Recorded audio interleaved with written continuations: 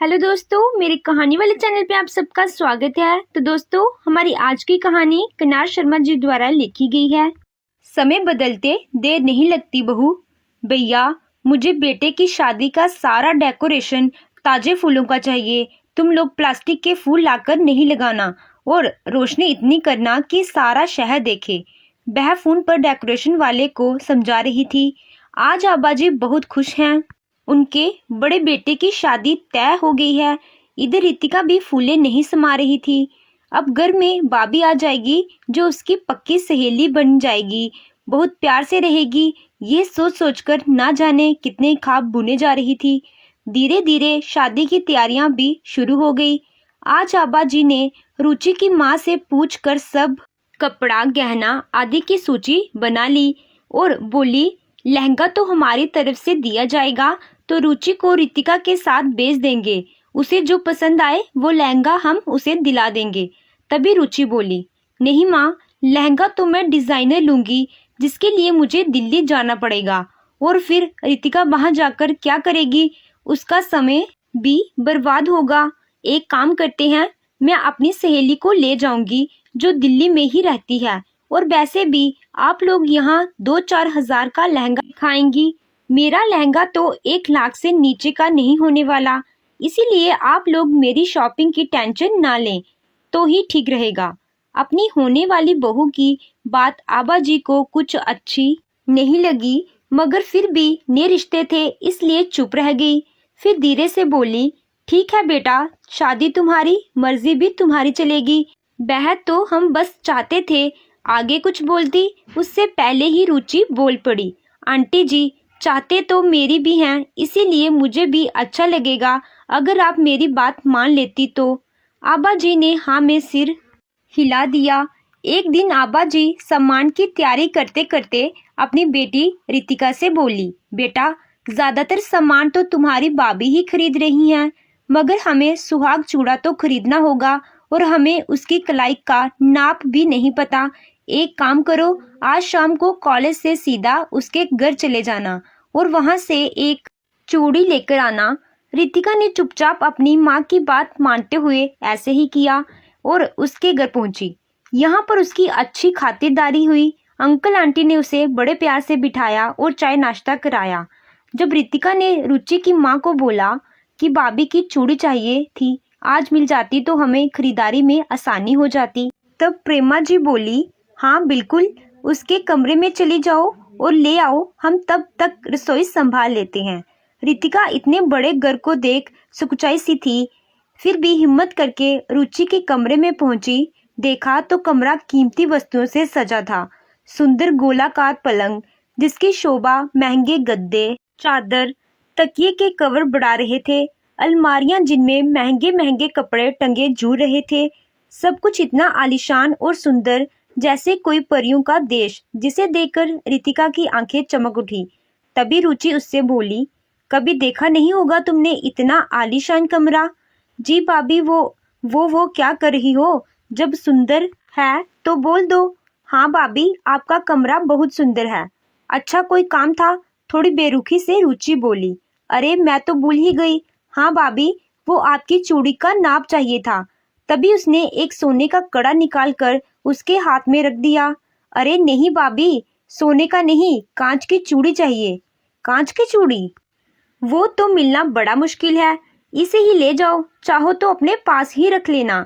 नहीं नहीं, मैं इसे क्यों रखूंगी? कृपा करके आप मुझे कांच की या आर्टिफिशियल चूड़ी दे दीजिए, घबराते हुए रितिका बोली। मेरे पास आर्टिफिशियल ज्वेलरी नहीं मिलती, मैं डायमंड, प्लेटिनम, गोल्ड ही लेती हूँ। तो लाइए, आपकी चूड़ी की ड्राइंग बना लेती हूँ, ताकि हमें लाख का चूड़ा खरीदने में आसानी हो। लाख का चूड़ा? वह क्या होता है? रुचि ने बड़े आश्चर्य से पूछा। वो शादी में हमारी तरफ से सुहाग का जोड़ा चढ़ेगा ना भाभी।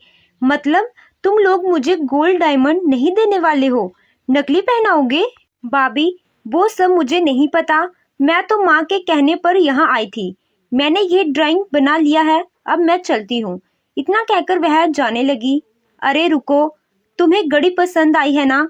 हाँ भाभी, बहुत अच्छी है। मैंने ऑनलाइन देखी थी, मगर बजट के बाहर थी, इसलिए नहीं खरीदी। अरे तो तुम रखो इसे, पहली बार मुझसे मिलने आई हो, लो मेरी तरफ से गिफ्ट। उतार कर घड़ी रितिका को दे दी। मगर भाभी इतनी महंगी। अब अगर मगर मत करो, मैंने दे दिया तो दे दिया, देने के बाद तो मैं उसके बारे में सोचती भी नहीं, इतराते हुए बोली। ना चाहते हुए भी रितिका घड़ी लेकर चुपचाप अपने घर आ गई और अपनी अलमारी में एक तरफ रख दी, क्योंकि जिस तरीके से वह घड़ी दी गई थी उसमें कहीं से भी मान सम्मान नहीं झलक रहा था। दिखाई दे रहा था तो सिर्फ उड़ाया गया उसकी गरीबी का मजाक। कुछ ही दिनों में बाई की शादी हो गई। सब कुछ ठीक ही चल रहा था और आज आबा जी ने बहू की पहली रसोई का खाना खाने के लिए कुछ लोगों को बुलाया था। तभी आबा जी बोली, जाओ रितिका, अपनी भाभी को बुला कर लाओ। रितिका रुचि के कमरे में पहुंची। दरवाजा खुला हुआ था तो सीधा अंदर आकर वह खड़ी हुई थी कि पीछे से रुचि चिल्लाई, रितिका तुम्हारी हिम्मत कैसे हुई बिना पूछे मेरे कमरे में आने की? तभी रितिका बोली, भाभी वो माँ ने आपको नीचे बुलाया है, बस वही बोलने आई थी। तो तुम्हारे हाथ में मेरा ये ब्रेसलेट क्या कर रहा है? वो जमीन पर पड़ा था तो मैंने सोचा उठाकर ड्रेसिंग टेबल पर रख दूं। रहने दो, खूब समझती हूँ तुम्हारे बहाने। अगर मुझसे वॉशरूम से निकलने में 2 मिनट और लग जाते तो तुम मेरा कीमती डायमंड का ब्रेसलेट लेकर चंपत हो जाती। नहीं भाभी, आप गलत समझ रही हैं, मेरा ऐसा कोई इरादा नहीं था। मैं तो बस खूब जानती हूँ तुम जैसे लोगों को, जो मौका मिला नहीं तो चीजों को हड़प लेते हैं। एक बार तुम्हें अपनी घड़ी क्या दे दी, तुम तो अपना हक ही समझ बैठी। ध्यान से सुनो, वो घड़ी मेरे लिए पुरानी हो चुकी थी। मैं अपनी बाई की बेटी को देने ही वाली थी कि तुम आ गई, तो सोचा उसे तो कीमती सामान देती ही रहती हूँ, क्यों ना तुम्हें दिया जाए, आखिर तुम मेरी ननद हो। मगर तुम कभी भी यह मत समझना मैं तुम्हारी भाभी हूँ तो तुम मुझ पर हक जमा लोगी, मेरे सामानों को ननद होने की हैसियत से चुरा लोगी। मैं उन लोगों में से नहीं हूँ जो दब जाएं। जो सही है वह सही है, जो गलत है वह गलत है। यह कमरे में रखा सारा सामान मेरा है, कभी अपना समझने की गलती ना करना, रुचि ने गुस्से से कहा।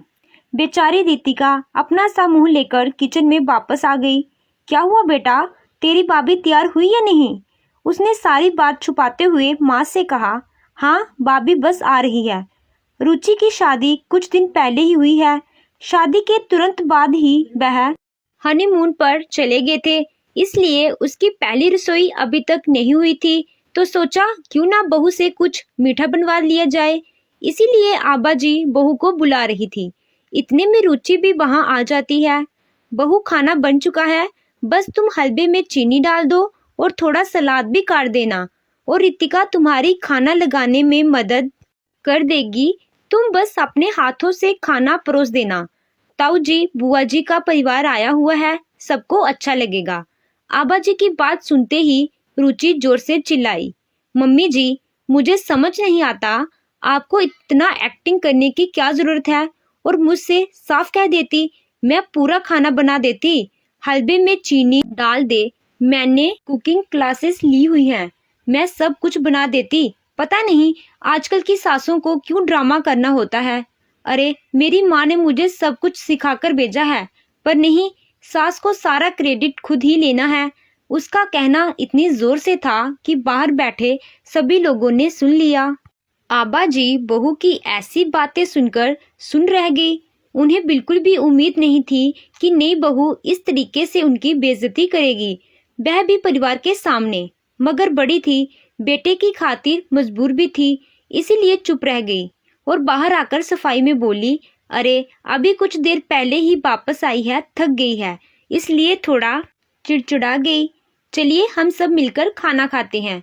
यह बोलकर बात को थोड़ा संभाला। आबा जी के 2 बच्चे अभिषेक और रितिका। अभिषेक एनडीए करने के बाद एक कंपनी में जॉब कर रहा था। उस कंपनी के सीईओ को अभिषेक अपनी बेटी के लिए भाग गया। कुछ चंद मुलाकातों में दोनों का परिचय हुआ। रुचि को भी अभिषेक अच्छा लगा और बात शादी तक पहुंच गई। आबा जी ने पति के जाने के बाद बड़ी मुश्किल से दोनों बच्चों को पाल पोस कर बड़ा किया था। छोटी बेटी रितिका कंपटीशन की तैयारी कर रही थी। अभिषेक की नौकरी फिर शादी उनके लिए खुशी की बात थी। एक बार आबा जी ने अभिषेक से कहा भी था, अच्छे से सोच विचार कर शादी का फैसला लेना, क्योंकि रुचि एक रईस खानदान की लड़की है। क्या वह हमारे साथ मध्य वर्गीय जीवन जी पाएगी? क्या तुम उसकी खुशी पूरी कर पाओगे? और क्या वह हमारे परिवार के साथ मिलजुल कर रह पाएगी? अभिषेक ने बोला, माँ, उसकी सोच बहुत ही जमीन से जुड़ी है। जब मैंने उसे यही पूछा तो बोली, ख्वाहिशें तो मेरे पिता ने पूरी कर ही दी हैं। फिर मुझे भी तुम्हारे जैसा पति और परिवार मिलेगा तो मुझे कोई कमी नहीं रहेगी। आबा जी ने जब ऐसी बात सुनी तो खुश हो गई। सोची, लड़की के विचार अच्छे हैं तो हमारे घर में भी अच्छे से रहेगी। खुद भी एक दो बार मिली तो लड़की उन्हें अच्छी लगी। मगर अब कुछ ही दिनों से रुचि के रंग बदले नजर आ रहे थे। हर बात पर जवाब देती है, किसी का लिहाज नहीं करती, जो मन में आता है बोल देती है। सभी सोच रहे थे अमीर घर की लड़की है, परिवार में डलने के लिए वक्त लगेगा। ये सोचकर सब चुप रह जाते, पर रुचि की मनमानी चलती रही। दोनों माँ बेटी उसकी हरकतों से परेशान थी, मगर जाती तो जाती कहाँ, इसलिए चुपचाप जो हो रहा था सहन करती। एक दिन आबा जी को पड़ोस में कीर्तन में जाना था। उन्होंने रितिका को बोला और चुपचाप निकल गई। कुछ देर बाद रितिका की सहेली का फोन आया और दोनों में ग्रुप स्टडी करने की बात तय हो गई। अब रितिका ने रुचि के कमरे में जाकर दरवाजा बजाना ठीक नहीं समझा।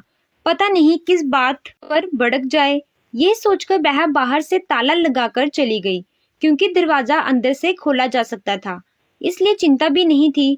कुछ देर बाद रुचि ने रितिका को कॉफी बनाने के लिए आवाज लगाई, मगर जवाब न आने पर उसने देखा तो घर में कोई नहीं था। गुस्से से तमतमा कर उसने अभिषेक को फोन लगा दिया, तुम्हारी माँ बहन एक नंबर की बदतमीज हैं, घर में बहू को बंद कर घूमने निकल गई हैं। तुम इसे परिवार कहते हो? वैसे तो बड़ा कहती फिरती हैं, तुम हमारी बेटी हो।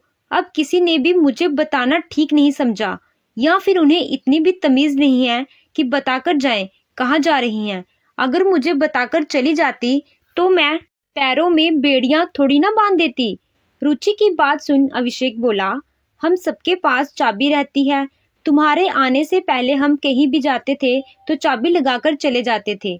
इसमें कोई बड़ी बात नहीं है। हो सकता है वह तुम्हें डिस्टर्ब नहीं करना चाहती होंगी।